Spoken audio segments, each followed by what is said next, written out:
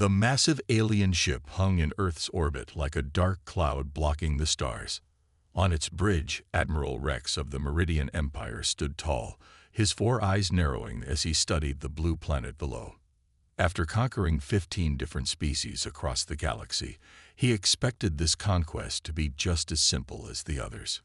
"Send the message again," he ordered his communications officer. The standard surrender demand had been transmitted to Earth's major governments 10 times already. Each time, the humans had responded with the same answer: no. Rex couldn't understand it. Every other species had surrendered after seeing the Empire's mighty fleet. Some had even joined willingly, awed by their superior technology. But these humans, they were different. "Admiral," another response from their United Earth Council, reported the officer. "They say they would rather die fighting than live as slaves." Rex made a clicking sound with his mandibles, the equivalent of a frustrated sigh. The humans had primitive spaceship technology, barely any orbital defenses, and their weapons were centuries behind the Empire's. Their stubborn resistance made no logical sense. "Show me their military capabilities again," he commanded. The holographic display lit up, showing Earth's armed forces. Tanks, aircraft, ships, and soldiers appeared in the projection. Rex studied them with growing confidence.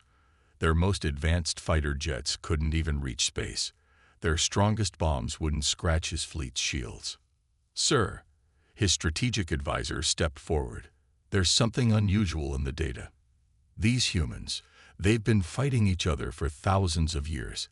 Their entire history is filled with wars." Rex dismissed this with a wave of his upper arm.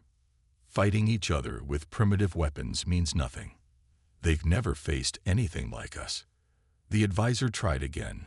"Sir, they have something called guerrilla warfare in their military documents, and their soldiers show unusual traits. They keep fighting even when victory seems impossible." "Enough." Rex slammed his fist on the command console. "They're just another primitive species that needs to learn its place.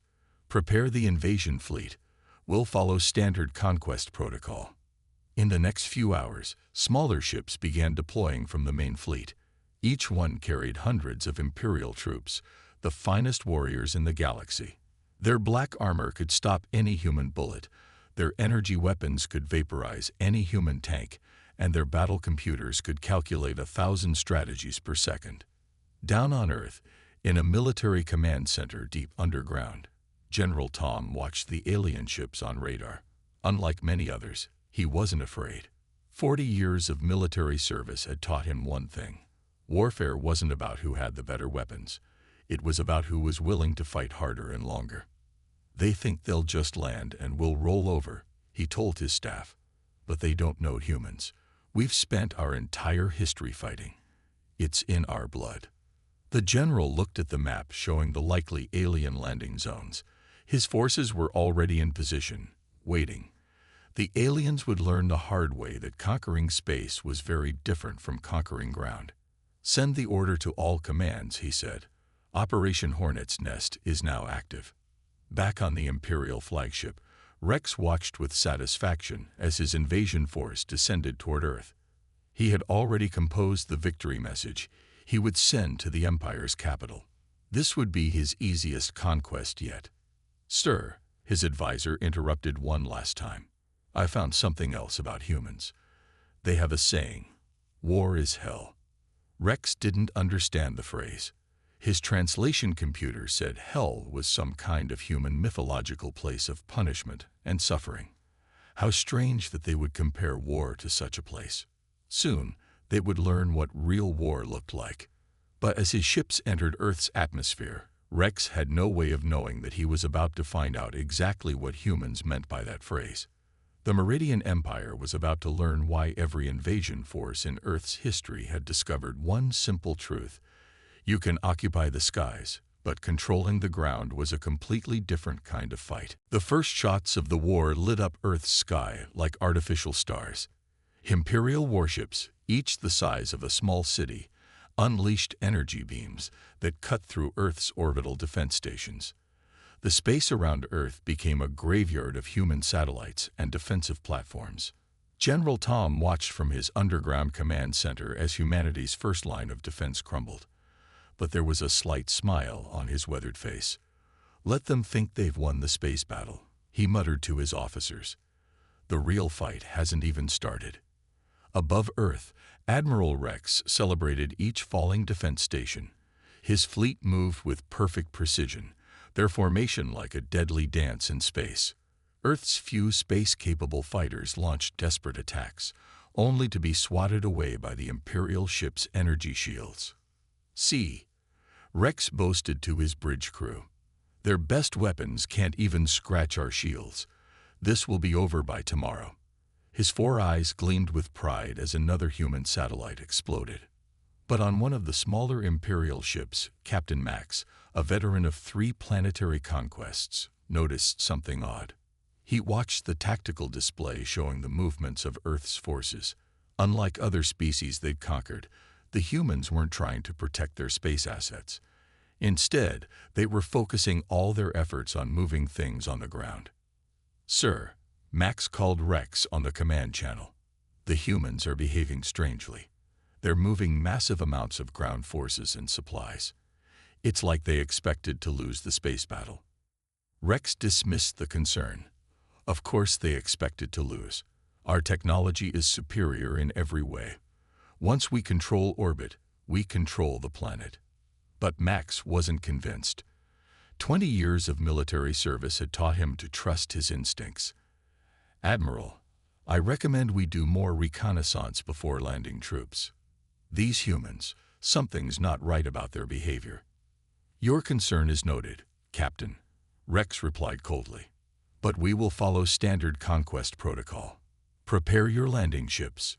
On Earth, military bases were buzzing with activity. Soldiers loaded weapons and checked equipment, but they weren't preparing to fight in the open. Instead, they were setting up positions in forests, mountains, and cities. Years of watching science fiction movies about alien invasions had given humanity some ideas about what not to do. "Remember," General Tom's voice crackled over military channels, "we're not here to win pretty. We're here to make them regret ever setting foot on Earth." In orbit, the last of Earth's space defenses fell. The Imperial fleet formed up for the invasion, their landing ships ready. Rex watched with satisfaction as his tactical display showed total control of Earth orbit. No other species had lasted even this long against their space forces. "Begin the landing sequence," Rex ordered. Standard conquest formation. But as the landing ships began their descent, Max noticed something else disturbing. His sensors picked up massive movements underground. The humans had extensive tunnel networks, bunkers, and hidden bases. They hadn't wasted resources trying to win in space. They'd spent that time preparing the ground. "Admiral," Max tried one last time. "The humans have prepared their terrain extensively. This isn't like our other conquests." "Enough," Rex snapped. "They're primitives with projectile weapons. Our armor can stop anything they throw at us." As the first wave of landing ships entered the atmosphere, humans around the world watched and waited. In forests, soldiers camouflaged their positions. In cities, snipers took up hidden posts. In mountains, guerrilla teams checked their weapons. The Imperial forces had won the space battle completely. Their technology had proven superior in every way. But as their ships descended through the clouds, they were about to learn a lesson that countless invaders throughout human history had learned the hard way. Controlling the space above a planet was very different from controlling the ground below. Max watched the landing ships descend and remembered an intercepted human transmission he'd read. "Welcome to the meat grinder." He didn't understand the phrase yet, but he had a feeling he was about to find out what it meant. The first Imperial landing ships touched down in what their scans showed as an empty field near New York. As the massive doors opened and armored troops marched out in perfect formation, everything seemed quiet. Too quiet. Commander Alex of the Imperial Ground Forces stood proudly at the front of his unit. Their black armor gleamed in the morning sun, energy rifles held at ready position. The landing zone had been perfectly selected. Flat, open terrain with good visibility.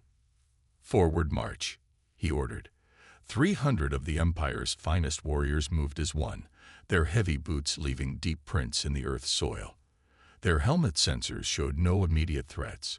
The humans appeared to have abandoned this area. Then the ground exploded. Hidden mines, buried weeks ago, detonated in carefully planned sequences. The perfectly flat field became a chaos of craters and flying dirt. Imperial soldiers, for the first time in their history, found themselves thrown through the air by explosions they hadn't detected. "Impossible," Alex shouted, picking himself up. "Our sensors should have detected any explosives. But these weren't normal mines. They were crude devices made from fertilizer and fuel, materials that didn't register on Imperial scanners designed to detect high-tech weapons." Before they could regroup, gunfire erupted from all directions. Human soldiers, hidden in underground positions and wearing thermal blankets that masked their heat signatures, opened fire with simple projectile weapons.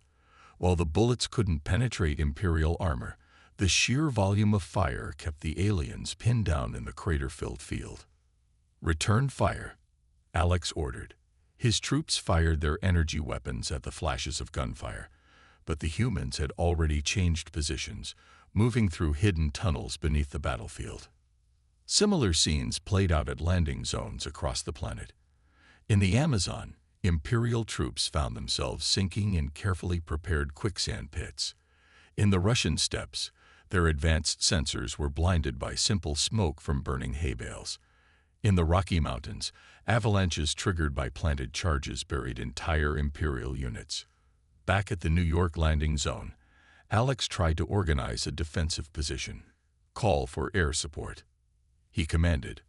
But as Imperial aircraft approached, they met a hail of shoulder-fired missiles launched from concealed positions in nearby buildings. "Sir," one of his sergeants reported, "we're detecting movement in those structures, but—" He paused, confused.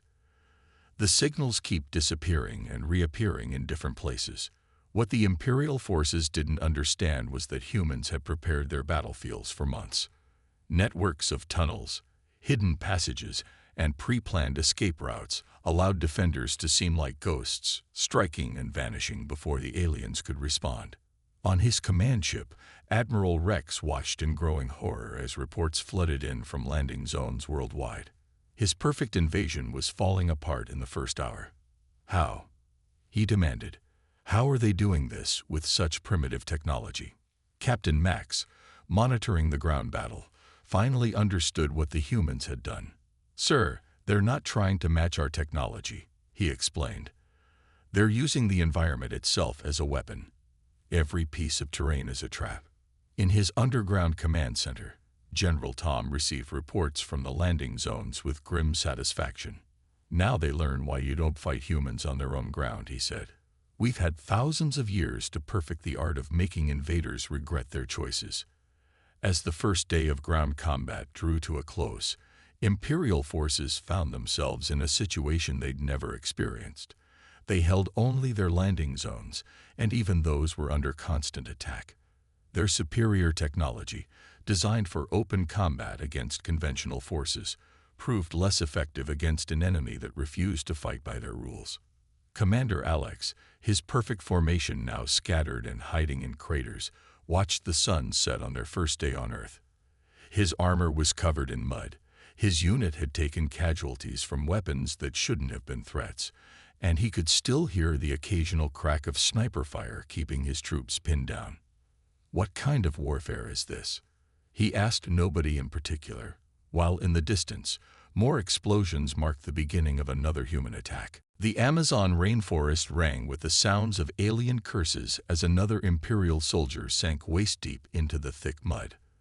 Their heavy armor, perfect for deflecting bullets, now worked against them in Earth's varied terrain. The constant rain had turned the ground into a treacherous swamp, and the humans knew exactly how to use it. "Move forward," Commander Alex ordered, struggling through the muck himself. His unit had been pursuing what seemed to be a small group of human fighters.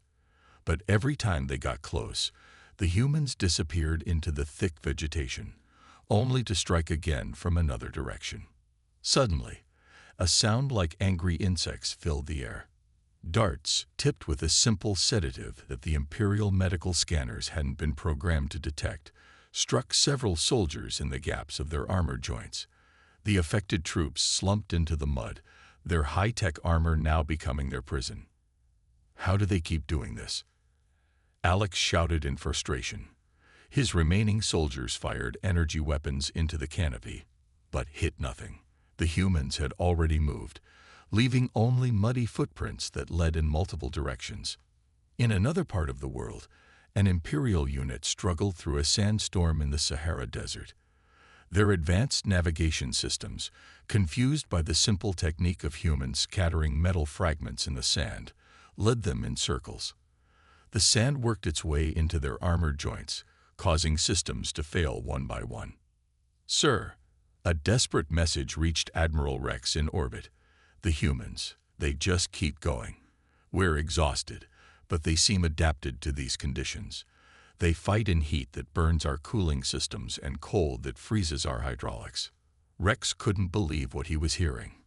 His mighty army was being worn down by the simple elements of this primitive world. Reports came in of troops freezing in Arctic ambushes, suffocating in high-altitude mountain attacks, and succumbing to heat exhaustion in desert pursuits. The worst came during the Battle of the Amazon. What started as a major Imperial push to secure a strategic river crossing turned into a nightmare. The humans didn't just fight them. They used the environment itself as a weapon. They diverted rivers, caused landslides, and led Imperial forces into areas populated by Earth's dangerous wildlife. Another unit lost contact, Captain Max reported grimly. They were last seen chasing human fighters into something called quicksand. "We still don't understand how simple mud can swallow our troops." In his command center, General Tom reviewed the reports with grim satisfaction. They thought their fancy armor and weapons made them invincible, he told his staff. But they never learned what every human soldier knows. You have to respect the terrain. The Imperial forces had never faced an environment like Earth. Each region presented new challenges. Their armor, designed for combat in controlled conditions, proved ill-suited for Earth's extreme variations. Tropical humidity corroded their circuits. Desert sand clogged their filters. Arctic cold drained their power cells. But the humans had adapted to every environment on their planet. They had millennia of experience fighting in every type of terrain imaginable. Where Imperial troops struggled, human soldiers moved with practiced ease, using their knowledge of the land to devastating effect. "Sir," Alex reported after another failed operation, "we found something in captured human military documents. They have a saying, 'The weather is neutral.' But it's not neutral here. It fights for them." As the weeks passed, the mighty Imperial army found itself bogged down in a type of warfare they had never prepared for. Their superior technology meant nothing when they couldn't catch their enemy. Their powerful weapons were useless when they couldn't find their targets. Their advanced armor became a liability in Earth's harsh conditions. In the end, it wasn't just the human soldiers that defeated them. It was the mud that drowned their machines, the rain that shorted their circuits, the sand that choked their engines, and the simple fact that humans had spent their entire history learning to fight and survive in every corner of their world.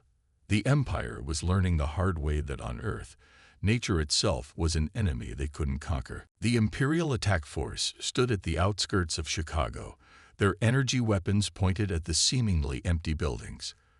Commander Alex had lost half his original force in the past weeks, and now they faced something even worse than the natural terrain: human cities. "Forward," he ordered reluctantly. "Secure each building according to protocol." His remaining troops advanced in formation, their scanners searching for human life signs. The streets were eerily quiet, with abandoned vehicles creating an obstacle course of potential ambush points. The first shot came from somewhere high above, a simple metal slug that cracked the faceplate of an Imperial soldier's helmet. Before they could locate the sniper, more shots rang out from different directions. The humans weren't showing up on scanners because they'd learned to mask their heat signatures with simple ice packs. Building to building, Alex shouted. His troops rushed into the nearest structure, only to find themselves in what humans called a kill box. Every window, door, and hallway had been prepared with interlocking fields of fire. Simple tripwires connected to pulled grenade pins turned every doorway into a potential death trap. "Sir," one of his surgeons called out, "these humans, they've turned every room into a fortress. They're using the building's structural supports as cover. Our energy weapons can't burn through fast enough before they move." In other cities across the globe, Imperial forces faced similar nightmares. In London, they discovered humans had connected entire city blocks with underground tunnels. In Tokyo, they found buildings rigged to collapse, creating instant barricades. In Moscow, the subway system became an invisible highway for human strike teams. "What is this madness?" Rex demanded from orbit, watching his forces' progress grind to a halt. "How can they know every corner, every room, every angle of attack?" Captain Max, studying captured human military documents, found the answer. "Sir, they call it urban warfare. They've been fighting in cities for centuries. Every building is a potential fortress, every window a sniper's nest, every basement a bunker." In Chicago, Alex's forces learned this lesson the hard way. They finally secured one building, only to find the humans had cut holes in the walls, creating hidden passages between structures. His troops would clear a floor, move up to the next, and somehow find humans had reoccupied the floor below. "The humans," one of his soldiers reported, shaking, "they're inside the walls. They're under the floors. Every time we think we've cleared a room, they appear from somewhere new. It's like fighting ghosts." The Imperial troops, trained for open combat, found themselves in a three-dimensional maze where every shadow could hide a defender. Their advanced armor, designed to stop energy weapons, proved less effective against simple steel rebar spears shot from improvised pneumatic weapons at close range. "Another unit lost in the financial district," Alex reported grimly. "They followed human fighters into a parking structure. The whole building came down on them." He didn't mention how the humans had somehow known exactly which support columns to destroy to cause a controlled collapse. In his command center, General Tom watched the city battles unfold. "In open space, they're unbeatable," he told his officers. "But down here, in our cities, every brick and stone was laid by human hands. We know every inch of these concrete canyons." The Imperial forces learned new terms: room clearing, urban canyons, rat lines, spider holes. Each phrase represented another nightmare, another way humans had learned to turn their cities into weapons. As night fell over Chicago, Alex huddled with his remaining troops in a secured building. The darkness brought no relief. Humans could fight just as effectively at night, and their knowledge of the city's layout gave them a devastating advantage. How do they do it? He wondered aloud, flinching at distant gunfire. How do they turn their own homes into battlegrounds so efficiently? The answer, of course, was simple but terrible. Humans had been practicing urban warfare on each other for centuries. Every trick, every tactic, every terrible lesson learned in cities from Stalingrad to Fallujah was being used against the Imperial forces. The mighty conquerors of space were learning that taking the human city wasn't just a battle. It was a journey into a special kind of hell they had never imagined possible. The once proud Imperial command ship orbiting Earth had become a center of chaos. Admiral Rex stared at the reports flooding his screen, each one worse than the last. After 3 months of ground combat, his invasion force was breaking apart in ways no military manual had ever predicted. Psychological casualties rising. Raid 1 report: Imperial troops showing signs of extreme stress and combat fatigue. The mighty warriors of the Empire, who had never lost a war in 1,000 years, were cracking under the relentless pressure of human warfare. "Sir," Captain Max entered the bridge, his usual confidence gone. We've lost contact with 3 more units in what the humans call guerrilla zones. They're using something called psychological warfare, playing recordings of screams at night, leaving warning messages on dead soldiers, attacking without warning and disappearing. Rex slammed his fist on the console. How? How are primitives with projectile weapons defeating the greatest military force in the galaxy? The answer came in fragments, each more disturbing than the last. Imperial troops, trained for quick victories against conventional forces, were facing an enemy that refused to fight by any rules. Humans didn't just fight with weapons. They fought with their minds, their environment, and a savagery that shocked even hardened Imperial veterans. Another report from the Earth Resistance, Max said grimly. They introduced something called total war doctrine. They're not just fighting with armies. Every civilian is a potential combatant. Every factory makes weapons. Every farm grows food for their war effort. In North America, an Imperial unit discovered this firsthand. They captured what seemed to be a simple farming community, only to find the tractors were rigged as remote-controlled bombs. The grain silos concealed anti-aircraft weapons.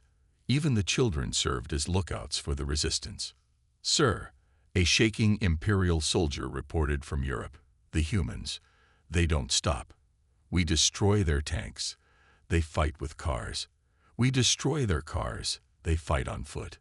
We corner them. They blow themselves up to take us with them." The Empire's carefully structured military doctrine was falling apart. Their tactics, perfected over centuries of interstellar conquest, meant nothing against an enemy that turned their own technological advantages against them. Humans captured Imperial weapons and immediately adapted them for guerrilla warfare. Psychological evaluation of frontline troops. A medical officer reported to Rex. They're developing severe trauma from the constant human resistance. Many report nightmares about the enemy that never sleeps. Some refuse to enter buildings or forests.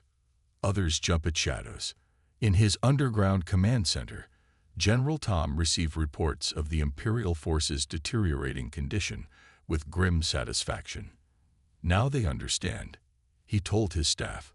This isn't about technology or numbers. It's about will. And humans will fight with sticks and stones before we surrender. The Empire's high command was facing its first major crisis in a millennium. Their perfect record of conquests was being shattered by a species they had dismissed as primitive. Worse, other subjugated species were watching Earth's resistance with growing interest. Latest intelligence, Max reported to Rex. The humans have a concept called scorched Earth. If they can't hold territory, they destroy everything of value before retreating. Our supply lines are under constant attack. We can't hold any ground without massive casualties.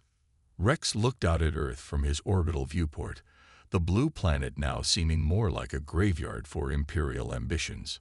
His mighty army was being bled dry by an endless series of small cuts, each one precisely calculated to cause maximum damage with minimum risk. They're not trying to win battles, he realized finally. They're trying to break our will to fight. The breaking point came when several Imperial units refused to leave their landing ships, the psychological trauma of fighting humans having become too much to bear. The Empire's finest warriors, who had never known fear, now jumped at the sound of falling leaves or distant thunder. The mighty Meridian Empire, which had conquered 15 species with ease, was learning the hardest lesson of all. Humans didn't just fight wars, they lived them. And they would keep fighting long after any rational species would have surrendered. The question was no longer if the Empire would withdraw, but how many more troops they would lose before admitting defeat. The day the Meridian Empire admitted defeat began with a simple message from their high command: withdraw all forces immediately. After 4 months of brutal ground combat, the mightiest military force in the galaxy had been broken by a species they'd considered primitive. Admiral Rex stood on his command bridge, watching the desperate evacuation unfold. Landing ships, once proud carriers of Imperial might, now rushed to extract surviving troops from Earth's surface. Many came under fire during takeoff. The humans fought until the very last moment. Final casualty report. Captain Max said quietly, "We lost 40% of our ground forces. Another 30% are combat ineffective due to psychological trauma. Equipment losses." He paused. "Our total. Anything we couldn't evacuate quickly was destroyed or captured by humans." From their bunker, General Tom watched Imperial ships climbing into the sky. "Send the message to all commands," he ordered. "Phase 2 begins now." Across Earth, human forces began using captured Imperial technology, turning the aliens' own weapons against any stragglers. "Sir," an Imperial officer shouted, "the humans, they're using our own energy rifles. They've already learned how to operate our vehicles." The speed at which humans adapted to and improved upon Imperial technology was terrifying. The Empire's defeat wasn't just military. It was a complete collapse of everything they believed about warfare. Their perfect battle doctrine, refined over 1,000 years, had been torn apart by human ingenuity and determination. "Send the final report to High Command," Rex ordered, his voice heavy with defeat. "Recommend Earth be classified as Category Black. Do not invade. Add a special note: this species doesn't know how to surrender."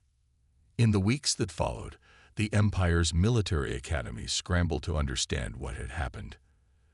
They created a new required course: Why We Don't Fight Humans on the Ground. The lessons were brutal but clear. Observation 1. A senior Imperial instructor told his class, "Humans have been fighting each other for their entire history. They've perfected warfare in ways we never imagined possible." Observation 2. Their primitive technology wasn't a weakness.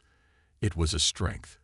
They could repair and replace everything quickly, while our advanced systems required complex maintenance. Observation 3. He continued, his voice grim. "Humans don't just fight with weapons. They fight with their minds, their environment, and a determination that borders on insanity by our standards." Back on Earth, humanity began incorporating captured Imperial technology into their defenses. The message was clear: any future invasion would face an even more formidable opponent. 1 year after the withdrawal, Rex was called to testify before the Imperial Senate. "How?" they asked him. "How did we lose to a species that hadn't even achieved interstellar travel?" Rex's answer was simple but profound. "We thought we were fighting an inferior species. Instead, we found ourselves fighting the most experienced warriors in the galaxy. Their planet itself was their fortress, and every human was a potential soldier." In the Empire's military archives, Earth received a special designation: the world that breaks armies.